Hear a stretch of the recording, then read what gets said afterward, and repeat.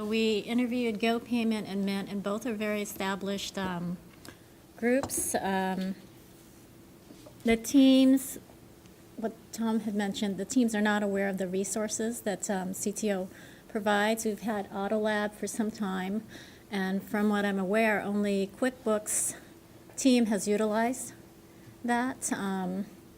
VDL has been around for about 2 years, and from what Betchel said and what what we got from Jennifer is she doesn't find a whole lot of value, and it's been a painful onboarding, and it hasn't been a successful onboarding because she's still doing a lot more troubleshooting with it than having a benefit from.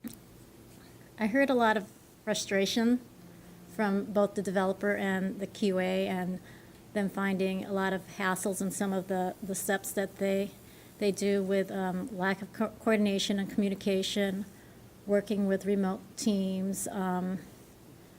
Jennifer stated that the dev process was a lot more robust than the QA process, and definitely the lack of using QA automation that's not leveraged with the teams. So I found that very unfortunate. Yeah, it was a common theme with the discussions.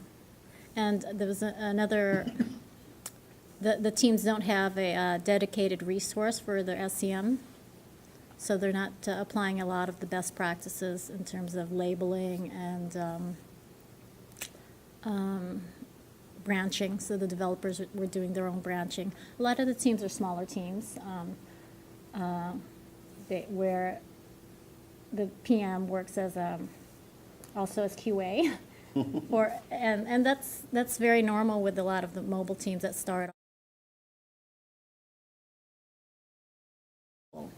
Go Payment, they've had the CI/CD system for about 2 years. We initially onboarded them and we pushed it out for them to manage, but they have a very robust system. They've added the code coverage.